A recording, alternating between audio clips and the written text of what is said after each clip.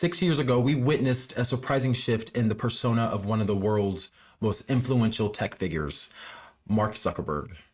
Known predominantly as the co-founder and CEO of Facebook, Zuckerberg had long been perceived as the quintessential tech entrepreneur, intensely focused, somewhat reserved, and deeply entrenched in a world of coding and digital innovation. However, a series of personal developments began to unveil a different side of this enigmatic figure, marking a transformation that intrigued the public and the media alike. The catalyst for this change was, by many accounts, the birth of his children. Fatherhood appeared to have a profound impact on Zuckerberg, prompting reflections on his legacy, his responsibilities, and potentially the kind of future he wanted to help shape, not just for his family, but for society at large. This personal evolution was not kept behind closed doors. Instead, he began sharing more and more of his life with the world through social media posts and public appearances that showcased his roles beyond that of a tech mogul. One particularly memorable moment was when Mark Zuckerberg took to Facebook Live from his backyard to share his newfound hobby, smoking various meats. Clad in casual attire, he enthusiastically discussed his techniques for barbecuing and the nuances of different wood chips, and even joked about his love for sweet baby rays. This candid glimpse into his personal life was both endearing and unexpected, humanizing a man often characterized by his stoic public demeanor. Let's take a look. Yeah, someone asked me, do I smoke meat? Smoking meat, just set the charcoal up and you set the wood chips up, and then smoking meat's grilling, good smoky flavor. Smoke a brisket for 12 hours. You smoke lemon chicken, smoke salmon, you'll love it. Bison sirloin, ribs and sausage, so I'm looking forward to that. All right, hilarious. That cut was hilarious. I found that on Twitter. What I also found was that this simple act of sharing a personal hobby resonated with a lot of people. I mean, Facebook, it basically showcased a more relatable side of Zuckerberg, a family man enjoying the simple pleasures of life, much like anyone else. But it also highlighted how even those at the pinnacle of technological advancement find joy in traditional hands-on activities.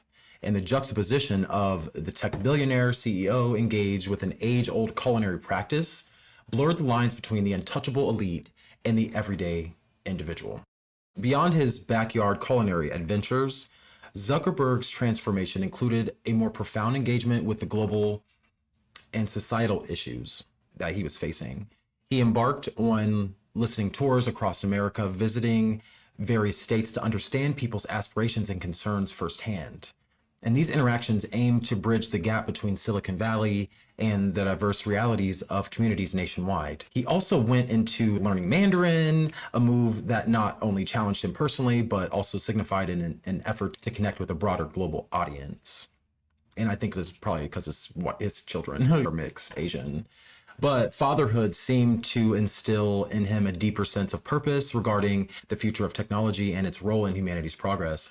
He began to speak more openly about ethical considerations in tech development during that time and the importance of community building. He was doing a lot of initiatives aimed at addressing global challenges such as education, healthcare, and internet accessibility. However, this transformation was met with mixed reactions. And while some applauded his efforts to step out of the corporate shadows and engage more personally with the normies like us, others remained skeptical. Critics questioned whether these moves were genuine reflections of personal growth or strategic attempts to soften his weird reptilian Facebook image amidst growing scrutiny over data privacy, Russian collusion, misinformation spreading, and the platform's influence on democratic processes as a whole. The backdrop of these personal developments was a time when Facebook faced significant challenges and public criticism. Concerns over the platform's role in election interference, data breaches, and its impact on mental health put Zuckerberg and his company under intense scrutiny. His more personable approach could be seen as an effort to rebuild trust and demonstrate accountability. Regardless of his motives, the transformation opened up important conversations about the responsibilities of tech leaders in shaping society. It highlighted the need for transparency, ethical considerations, genuine engagement with the communities affected by technological advancements. And Zuckerberg's journey underscores the multifaceted nature of public figures in the digital age. It reflects the intersection of personal growth and professional responsibilities and a little bit of societal expectations as he continues to navigate his role as a father and a tech leader and a global influencer. His actions serve as a case study in how personal experiences can reshape one's approach to business, but in how his business impacts the world. In essence, the transformation of this tech titan reminds us that behind every corporate entity are individuals whose personal evolutions can influence the direction of entire industries. It prompts us to consider how personal values align with professional endeavors and the ways in which leaders can bridge gaps between technology and humanity. The transformation of Mark Zuckerberg brought light to broader discussions about wealth, privilege, and the social responsibilities that accompany intense affluence. As one of the youngest billionaires in history, Zuckerberg's personal and professional choices have largely been under the microscope, sparking debates about how extreme wealth impacts society and shapes the public's perception. In recent years, there has been a growing narrative that scrutinizes the accumulation and display of vast wealth. Lavish lifestyles, opulent possessions, and significant financial influence are often juxtaposed against widespread social and economic inequalities. This contrast fuels sentiments that such wealth not only symbolizes success, but also highlights the systemic issues contributing to societal disparities. Public displays of affluence by figures like Zuckerberg can elicit mixed reactions. On one hand, they showcase the rewards of innovation, hard work, and entrepreneurship. On the other hand, they can be perceived as insensitive and disconnected from the struggles faced by normal, everyday people. And the sight of billionaires enjoying luxuries like smoking meats, while others are grappling literally with homelessness and poverty, lack of access to healthcare, or educational barriers, those intensify conversations about the fairness and ethics of wealth distribution in this country and across the world. The tension is further compounded by the tech giants' play in modern society. Companies like Facebook wield enormous power over global communication, information dissemination, and even democratic processes. The influence of such corporations extends beyond economics and into cultural and political and social realms. The concerns arise about accountability, transparency, and the potential for misuse of power, which can exacerbate distrust and resentment. The wealth gap is a critical factor in these discussions. There is statistical data that reveals that income inequality has been growing, with a small percentage of the population holding a significant portion of the world's wealth. This concentration can hinder economic mobility and perpetuate cycles of poverty. When wealth is seen as a barrier rather than an opportunity, social cohesion is literally eroding before our eyes. And the perceptions of wealth are shaped by cultural narratives and media representations. Stories highlighting extravagant spending, luxury lifestyles, or the exclusivity of the ultra-rich can reinforce stereotypes and widen the empathy gap. And at the same time, charitable efforts and philanthropic initiatives by those wealthy individuals can positively influence public perception, demonstrating a commitment to giving back and addressing these systemic social needs. So Zuckerberg and his wife Priscilla Chan have engaged in substantial philanthropic endeavors through the Chan and Zuckerberg Initiative, CZI, I believe, focusing on areas such as education and science and criminal justice. Their pledge to donate a significant portion of their wealth to these causes reflects an awareness of their social responsibilities to an extent. However, even philanthropy can be met with skepticism, with critics questioning motivations and the effectiveness of those initiatives and the impact that they make or the influence it grants over public matters. The debate extends to the very structure of capitalism and whether it effectively serves the collective good. Some argue that the system inherently produces inequality, advocating for reforms or alternative models that prioritize social wealth and equitable opportunities. Others may believe that capitalism, with adjustments and regulations, drives more innovation and progress. But social media has amplified these discussions, providing platforms for voices advocating for economic justice, workers' rights, and systemic change. And movements like Occupy Wall Street and discussions around the 1% highlight the growing discontent with current economic disparities. The tech industry's impact on job markets, data privacy, and just life intensifies scrutiny over how wealth is generated and the responsibilities that come with it. As I reflect on wealth and social perception, it's important to acknowledge the complexities involved. Wealth can enable positive change, potentially drive advancements, support communities. However, without mindful stewardship and commitment to addressing these very clear inequalities, it can also contribute to societal divisions and resentment. So ultimately, the discourse invites us to consider how society values wealth, measures, and defines responsibility. And it challenges individuals and institutions alike to reflect on their roles in shaping a fair and just world, encouraging actions that promote inclusivity, opportunity, and mutual motherfucking respect. California's landscape has been susceptible to wildfires, but in recent years, the frequency and intensity of these fires have reached unprecedented levels. Factors such as prolonged drought, high temperatures, and strong winds contributed to a perfect storm of conditions that allow fires to ignite easily and spread rapidly. The devastation is palpable. Entire communities have been uprooted, ecosystems destroyed, and countless lives disrupted. Amidst the tangible destruction, narratives emerge that seek to explain or assign blame for these catastrophic events. Sometimes these narratives take the form of whispered agendas and conspiracy theories.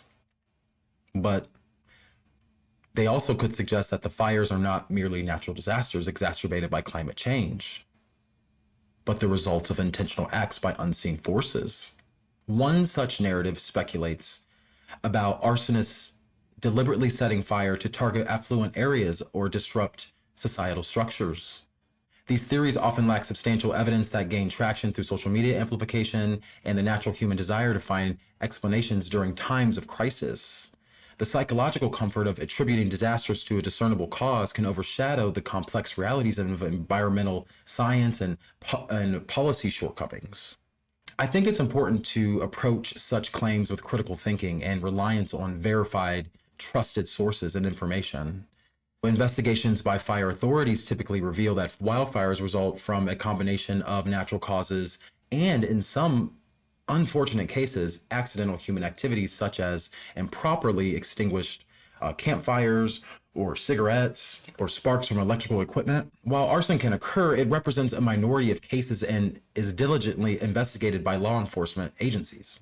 The spread of unfounded theories can have detrimental effects. They may divert attention from addressing the root causes of wildfires, such as climate change, inadequate land management, and urban development in fire-prone areas. Misinformation can also strain resources if authorities must address fear or rumors in addition to managing the actual emergencies. Attributing wildfires to intentional malice without evidence can foster unnecessary fear and division within communities. It can lead to scapegoating or stigmatization of certain groups, exacerbating social tensions. In challenging times, unity and cooperation are essential for effective response and recovery efforts. So I want to highlight the heroism of firefighters and first responders and how they shine amidst the darkness of these disasters. These individuals work tirelessly, often in dangerous conditions, to protect lives, homes, and natural resources, and their efforts require substantial support, including funding, equipment, and policies that prioritize their safety and effectiveness. But I want to make sure that I highlight the fact that during the time that Mark Zuckerberg was talking about smoking those meats 5 and 6 years ago, CBS was reporting arson in California wildfires. So there are various concerns in the face of wildfires and the whispered agendas that sometimes accompany them. Focusing on facts and science and collaborative solutions is essential. I will say that. And by dispelling myths and concentrating on proactive measures, society can better equip itself to handle these challenges. So the wildfires are a stark reminder of our interconnectedness with the environment and the consequences of neglecting the world and the care that we are responsible for giving. They prompt introspection about our collective impact on the planet and the urgency of adopting sustainable practices. It's crucial to ground our understanding in evidence and work together towards tangible solutions. By doing so, we are honoring the efforts of those on the front lines and contribute to a safer, more resilient future for all. So let's try to connect some dots. As reports of unauthorized drones flying over critical infrastructure began to surface across various states, a concerning pattern emerged that caught the attention of both public and security agencies. From the nuclear plant in Louisiana to the naval base in New Jersey, these unauthorized incursions signaled potential vulnerabilities in the nation's security, our airspace, and just the general apparatus of security. And coupled with the devastating wildfires in California, allegedly exacerbated by drone interference, one couldn't help but wonder if there was a connection between these seemingly disparate events of arson, drone interference, and wildfire. The resurgence of wildfires in California, leveling entire motherfucking neighborhoods and overwhelming firefighting efforts, was alarming on its own. However, what intensified the situation was the reported presence of illegal drones hindering aerial firefighting operations. These drones not only posed risk to the firefighting aircraft, but also forced mission delays, allowing the fires to spread further. The frustration of emergency responders was palpable, as every moment lost had dire consequences for communities in the path of destruction. Simultaneously, other states were grappling with their own drone-related challenges. In Wyoming, drones were spotted over critical energy infrastructure. Colorado reported sightings near military installations. West Virginia had instances of drones flying over correctional facilities, raising concerns about potential contraband deliveries or surveillance. The widespread nature of these incidents suggests a possible coordinated effort, or at least a trend that warranted closer investigation and examination. From a security standpoint, unauthorized drone activity over sensitive sites poses significant risks. Drones can be used for espionage, they can be used for intelligence gathering on facility operations, or identifying security weaknesses. They might also carry payloads that could cause physical damage or disruptions. The technological advancement and accessibility of drones make them attractive tools for nefarious actors with bad intentions, ranging from individual mischief to organized crime or even terrorism. So the question then arises, are these drone sightings isolated incidents perpetuated by hobbyists unaware of a no-fly zone? Or is there more of a sinister motive at play? Because there are so many goddamn fires and so many goddamn drones. Law enforcement and federal agencies began investigations back in November to determine the origins and the operators of these drones. Tracking down drone pilots was to be extremely challenging due to the device's small size, maneuverability, and the ease with which operators can maintain anonymity and operate remotely. The psychological impact of the public cannot be underestimated. In an era where concerns about privacy, surveillance, and security are heightened, the idea of drones unlawfully penetrating restricted airspace stirs a lot of anxiety, especially around these wildfires. It fuels speculation about possible threats, including espionage by foreign actors, coordinated attacks, or domestic groups aiming to cause disruption. Technology companies and policymakers are called upon to address these challenges. Connecting the dots, it's vital to avoid jumping to a conclusion or fueling unfounded conspiracy theories. While it's tempting for me to see a coordinated plot behind all these events, I still want to see more of a thorough investigation as time unfolds. I feel like it's necessary to uncover the actual truth, not just my truth, and collaboration between our agencies, federal and local, police and fire, even international partners may be required, because if there's evidence suggesting foreign involvement, the convergence of wildfires and unauthorized drone activity highlights the need for robust emergency response plans that account for technological disruptions. It underscores the importance of agility in adapting to new challenges. I believe continuous training for responders and investment in technologies can counteract such interferences. In the broader context, these incidents reflect the complexities of modern security threats. They illustrate how advancements in technology, while bringing many benefits, also introduces many new vulnerabilities. Addressing these requires a multifaceted approach that combines regulation, innovation, and education, and a little bit of cooperation across various sectors.